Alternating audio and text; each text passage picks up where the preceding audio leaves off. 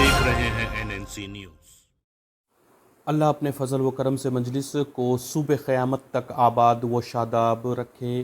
اپنوں اور غیروں کی سازشوں سے چوکس رہنے کی ضرورت۔ دارالسلام میں ایام مجلس کا جشن۔ بیرسٹر اسد الدین اویسی کا خطاب۔ بیرسٹر اسد الدین اویسی صدر کل ہند مجلس اتحاد المسلمین و رکن پارلیمنٹ حیدرآباد نے کہا ہے کہ مجلس بزرگوں کی محنت و جدوجہد اور عوام کے اتحاد کی نشانی ہے۔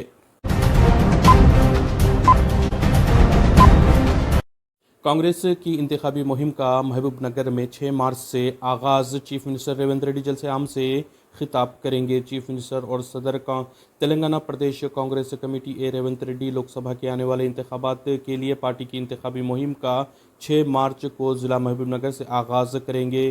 اس دن 4 بجے شام MVS کالج گراؤنڈ پر ایک زبردست جلسہ عام منعقد کیا جائے گا۔ چیف منسٹر سے 3 سرکاری اداروں کے صدور نشین کی ملاقات۔ ریاستی حکومت نے اقلیتوں سے متعلق 3 اہم اداروں کے صدور نشین کو نامزد کیا ہے، جن میں محبوب نگر سے تعلق رکھنے والے کانگریس کے سینئر قائد عبید اللہ کوتوال کو تلنگانہ اقلیتی مالیت کارپوریشن کا صدر نشین مقرر کیا گیا ہے۔ اسی طرح نظام آباد سے تعلق رکھنے والے کانگریس کے ایک اور سینئر قائد طاہر بن حمدان کو صدر تلنگانہ اردو اکیڈمی بنایا گیا ہے، اور عیسائی طبقے سے تعلق رکھنے والے کانگریس کے سینئر قائد دیپک جان کو تلنگانہ کرسچن فائنانس کارپوریشن کا صدر نشین مقرر کیا گیا ہے۔ حلقہ لوک سبھا حیدرآباد سے مادھوی لتا BJP کی امیدوار رہیں گی۔ 9 حلقوں سے ناموں کا اعلان۔ 3 قائدین کو دوبارہ ٹکٹ۔ BJP نے تلنگانہ کے 17 لوک سبھا حلقوں میں 9 حلقوں پر اپنے امیدواروں کے نام کا اعلان کر دیا ہے۔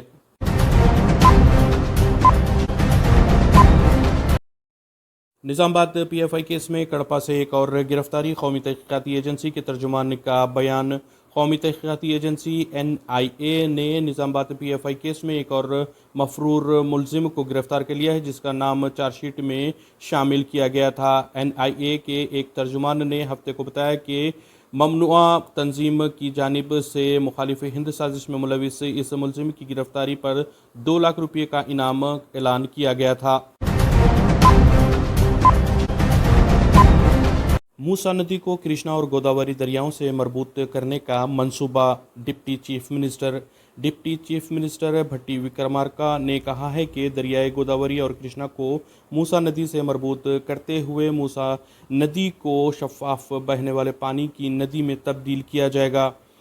موسیٰ ندی کے اطراف کے علاقوں میں check dams, children park, flyovers, entertainment اور کشتی رانی کو پبلک پرائیویٹ پارٹنرشپ ماڈل میں ترقی دی جائے گی۔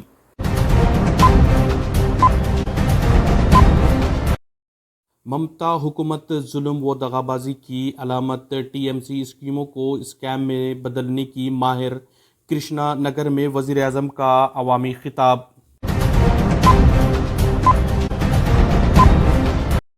بنگلورو دھماکہ IED سے کیا گیا، خاطی کو جلد گرفتار کر لیا جائے گا۔ چیف منسٹر سدھارمیہ زخمیوں سے ملاقات۔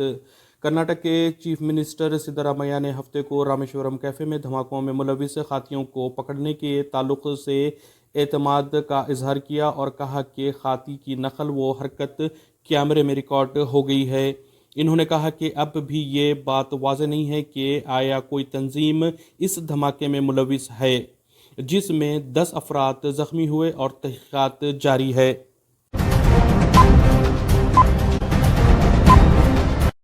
بہار میں 21,400 کروڑ کے پروجیکٹس کا افتتاح۔ وزیر اعظم نریندر مودی نے بہار کے اورنگ آباد ضلع میں ہفتے کو 21,400 کروڑ کے ترقیاتی پروجیکٹس کا افتتاح کیا۔ رتنوا ضلع میں ایک سرکاری تقریب میں ان پروجیکٹس کی رونمائی عمل میں آئی، جس میں چیف منسٹر نتیش کمار بھی ان کے ہمراہ موجود تھے۔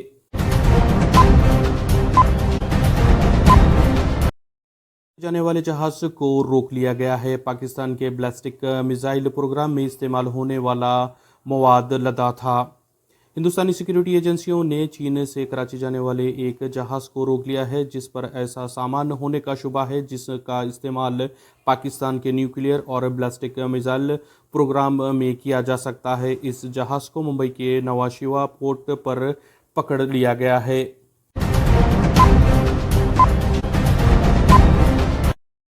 حماس اسرائیل جنگ بندی بات چیت بحال، رمضان سے قبل عمل آوری کی امید، 24 گھنٹے میں 90 سے زیادہ فلسطینی جاں بحق۔ حماس اور اسرائیل کے درمیان جنگ بندی سمجھوتے کے لیے بات چیت پھر سے پٹری پر آ گئی ہے۔ عہدیداروں کے حوالے سے ایک رپورٹ میں یہ بات بتائی گئی ہے۔ امریکی عہدیداروں نے بتایا کہ اب بات چیت کا دار و مدار پیرس اور دوحہ تجاویز حماس کے جواب پر مبنی ہے۔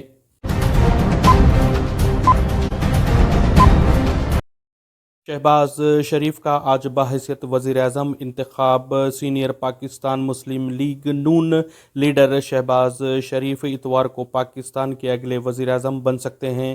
وہ ایک مرتبہ پھر مخلوط حکومت کی قیادت کریں گے۔ وہ ایک ایسے وقت کی ذمہ داری سنبھال سکتے ہیں جب انتخابات میں دھاندلیوں کے الزامات عائد کیے جا رہے ہیں۔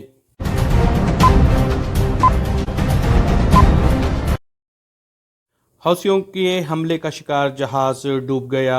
بحر احمر میں ایک جہاز ڈوب گیا ہے جس پر چند دن قبل یمن کے حوثیوں نے حملہ کیا تھا۔ عہدیداروں نے یہ بات بتائی۔ یہ غزہ میں اسرائیل کے حملوں کے خلاف حوثیوں کے حملے شروع ہونے کے بعد سے مکمل طور پر جہاز تباہ ہونے کا پہلا واقعہ ہے۔